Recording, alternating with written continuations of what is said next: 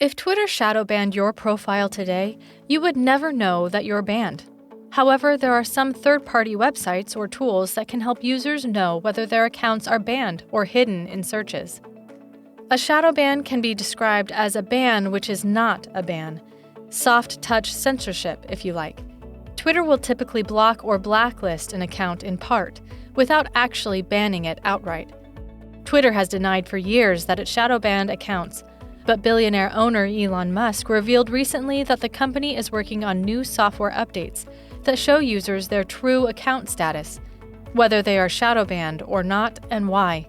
Twitter executives and employees refer to shadow banning as visibility filtering, or VF. But Sachi, a former worker at Twitter, posted on the platform that VF simply means hiding content from one's timeline. The tool is already available to users. Twitter has not provided details about its impending software. Shadowban.userisa.com is a free tool that allows users to check if their Twitter accounts have been restricted without their knowledge. The website will query Twitter for 4 areas of potential shadow bans: search suggestion ban, search ban, ghost ban, and reply deboosting. The test results turn in within seconds.